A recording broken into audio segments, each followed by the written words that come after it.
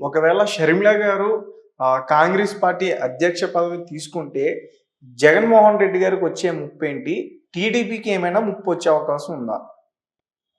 Sharmila Congress party అధ్యక్షురాలుగా బాధ్యతలు తీసుకున్నప్పుడు షర్మిల ఇమేజ్, రాజశేఖర్ రెడ్డి ఆ బ్రాండ్, ఇవన్నీ కూడా కాంగ్రెస్ పార్టీ పునర్వైభవానికి పునరుత్తేజానికి దోహదపడతాయి.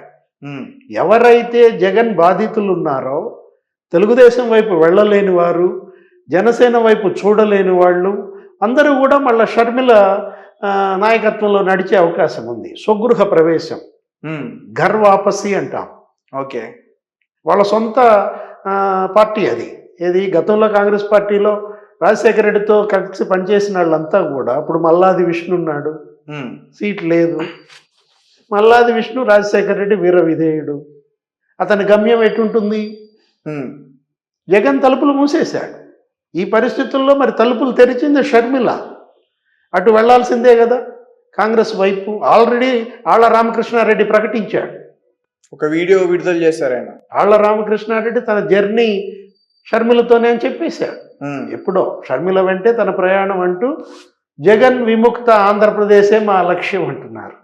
అవును, జగన్ విముక్త ఆంధ్రప్రదేశే లక్ష్యంగా జగన్ బాధితులందరూ కృషి చేస్తున్నప్పుడు షర్మిల కాంగ్రెస్ పార్టీని ఎట్టి పరిస్థితుల్లో కూడా అక్కడ మళ్ళా పాత వైభవం తీసుకొస్తుంది. వాళ్ళు తీసుకున్నది కూడా ఒక 10 ఏళ్ళు పెట్టుకుంటున్నారు. వాళ్ళ టార్గెట్ కూడా రేపటి 2024 ఎన్నికలే వాళ్ళ టార్గెట్ కాదు. ఇప్పటికిప్పుడు వాళ్ళు ముఖ్యమంత్రి అయిపోదామని కాదు, 2029 టార్గెట్గా పెట్టుకున్నారు. రేపటి ఎలక్షన్లో 15% ఓట్ బ్యాంక్ వెనక్కి తెచ్చుకోవటం. ఇప్పుడు కాంగ్రెస్ పార్టీ ఓట్ బ్యాంక్ ఎంత? 2%, 3%లో ఉంది ఆంధ్రాలో. ఆ 3% నుంచి 15%కి పెంచుకోవాలి. అంటే దగ్గర దగ్గర 37% ఓట్ బ్యాంక్ జగన్ ఎత్తుకెళ్ళిపోయాడు. ఆంధ్రప్రదేశ్లో 40% కాంగ్రెస్కు ఉంటుంది, 40% తెలుగుదేశంకి ఉంటుంది ఓట్ బ్యాంక్ జనరల్గా.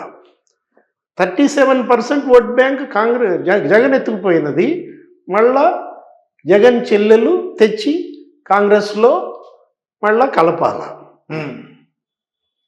అంటే ముళ్ళును ముళ్ళుతోనే తీయాలి. ఓకే, జగన్ ఎత్తుకుపోయినటువంటి 37% ఓటుని రాహుల్ సోనియాలు జగన్ చెల్లితోనే మళ్ళా కాంగ్రెస్లో జమ చేయించాలి. ఎక్కడ కోల్పోయామో అక్కడ వెతుక్కుంటున్నారు. అంతే కదా. ఎప్పుడైతే ఆళ్ల రామకృష్ణారెడ్డి, మల్లాది విష్ణు, ఇప్పుడు రేపొద్దున ఎంఎస్ బాబు, ఇలాంటి వీళ్ళందరూ కూడా జగన్ వల్ల అన్యాయానికి గురైన వాళ్ళందరూ కూడా షర్మిల వైపు చూస్తారు. షర్మిల ఎట్టి పరిస్థితుల్లో కాంగ్రెస్ పార్టీ పునరుత్తేజానికి ఆమె యొక్క ఇమేజీ, తర్వాత తను ఒక బ్రాండ్ అంబాసిడర్గా దోహదపడుతున్నంతలో ఎటువంటి డౌటు ఉండదు. దీనివల్ల తెలుగుదేశం పార్టీకి జరిగే నష్టం కన్నా లాభం ఎక్కువ. మధ్య మార్గంలో రేపటి ఎన్నికల్లో తెలుగుదేశం బాగా లాభపడే అవకాశం ఉంది. ఇప్పటికే తెలుగుదేశం పార్టీలోకి ఫ్లడ్ అవుతారు. అనేక మంది గెలుస్తోంది తెలుగుదేశం జనసేన అలయన్స్ అనేది ప్రజల్లో ముద్రపడింది. ఎలక్షన్ జరగలేదు, 100 రోజులు ఇంకా టైం ఉంది. 100 రోజుల ముందే ఎలక్షన్ రిజల్ట్ తెలిసిపోతాం.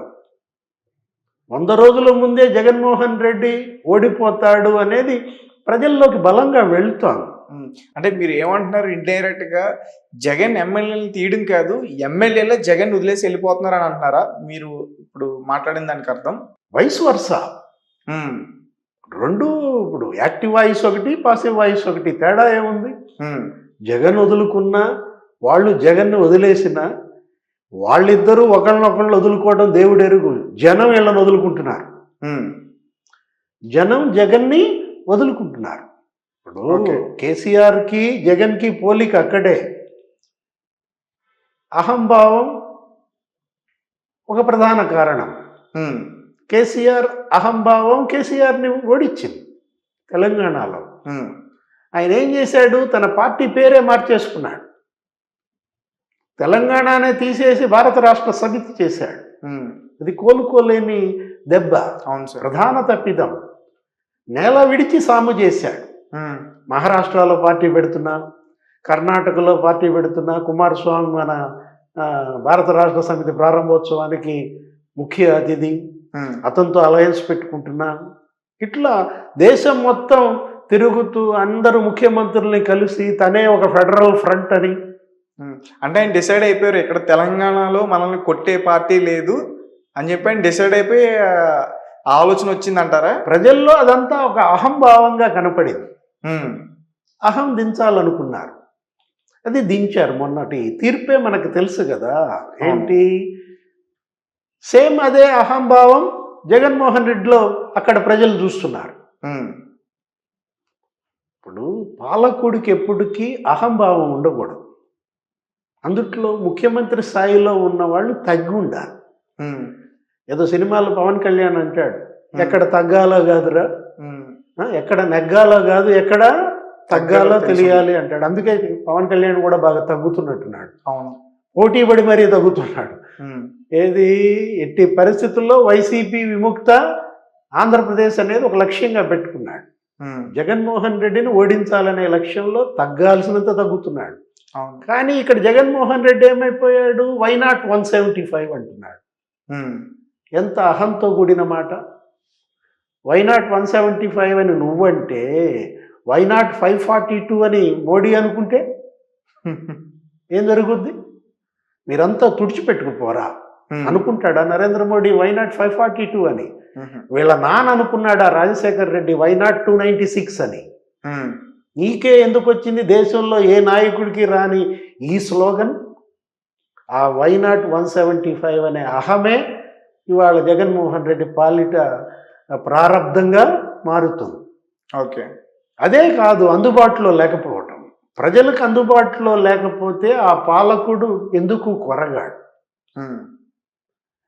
కేసీఆర్ ప్రజలకు అందుబాటులో లేకుండా పోయాడు, అందుకే ఓటమి పాలయ్యాడు. ప్రగతి భవన్ తలుపులు తెరుచుకోలేకుండా పోయాయి.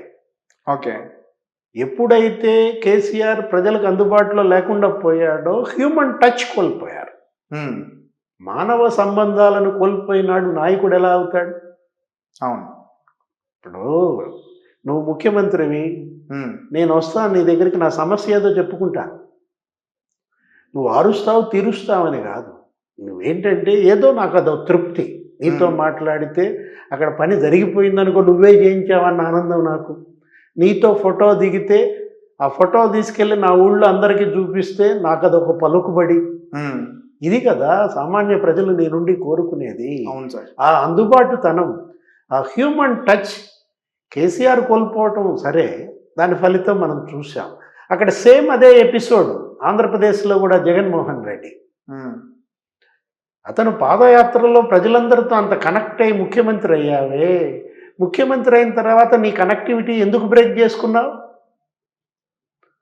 ఏం మీ నాన్న రోజు ప్రజలతో గంట సేపు కలిసేవాడు కదా సమత దీంట్లో బ్లాక్లో? అవును. చంద్రబాబు, రాజశేఖర్ రెడ్డి, ఎన్టీఆర్ వీళ్ళందరూ కూడా గతంలో ముఖ్యమంత్రులుగా పనిచేసిన వాళ్ళు ప్రతిరోజు 1 గంట అర్జీలు స్వీకరించేవాళ్ళు. ఇప్పుడు నువ్వు వస్తావు, వచ్చినప్పుడు నిన్ను పలకరించాలి. ఏంటి నీ సమస్యని ఆ వినతి పత్రం తీసుకోవాలి. పంటలు ఎలా ఉన్నాయని అడగాలి. కరువు వచ్చిందా, వరదలు వచ్చినాయా, అతనేదో చెప్పుకుంటాడు. నువ్వు ఇచ్చినా ఇవ్వకపోయినా ఆ కష్టం విచారిస్తే ఒక సంతోషం, నీకు ఒక సంతృప్తి, వచ్చినాడికి ఒక సంతృప్తి, ఒక మానవ సంబంధం ఏర్పడుతుంది. జగన్మోహన్ రెడ్డి ఆ మానవ సంబంధాలనే కోల్పోయాడు. ఎక్కడికి వెళ్ళినా పరదాల మాటున వెళ్ళే పరిస్థితి. 2 కిలోమీటర్లకి హెలికాప్టర్లో వెళ్ళే ముఖ్యమంత్రిని చూసామా? లేదు. నువ్వు తాడేపల్లి నుంచి కృష్ణాయపాలెం హెలికాప్టర్లో వెళ్తావా? తాడేపల్లి నుంచి తెనాలి హెలికాప్టర్లో వెళ్తావా? 20 కిలోమీటర్లు వెళ్ళటానికి 200 కిలోమీటర్ల నుంచి హెలికాప్టర్ రప్పించడం ఏంటి? అబ్సర్డ్. అంటే ఏంటంటే కనెక్టివిటీని జనం తెంచుకోలేదు, కనెక్టివిటీని జగనే తెంచుకున్నాడు. జనంతో కనెక్టివిటీ జగన్ కోల్పోయిన పరిస్థితుల్లో జగన్మోహన్ రెడ్డి ఇప్పుడు ఎవరిని బలి చేస్తున్నాడు? సిట్టింగ్ ఎమ్మెల్యేలను బలి చేస్తున్నాడు. ఇప్పుడు 35 మంది జాబితా ఏదో వెలువరించారు. గందరగోళం, ఎమ్మెల్యేలను తీసుకొచ్చి ఎంపీలను చేయటం, ఎంపీలను తీసుకొచ్చి ఎమ్మెల్యేలను చేయడం, ఉమ్, గజిబిజి చేసేస్తున్నాడు.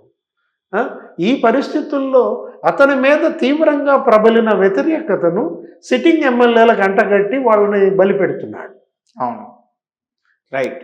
కేసీఆర్ మార్చక ఓడాడు, నువ్వు మార్చినా ఓడిపోతావు. అంటే ఇక్కడ మార్పు కాదు ప్రధానం, ఇక్కడ దూరం. జనానికి దూరం జరిగినప్పుడు ఆ ఫలితం మనకి ఓటమే.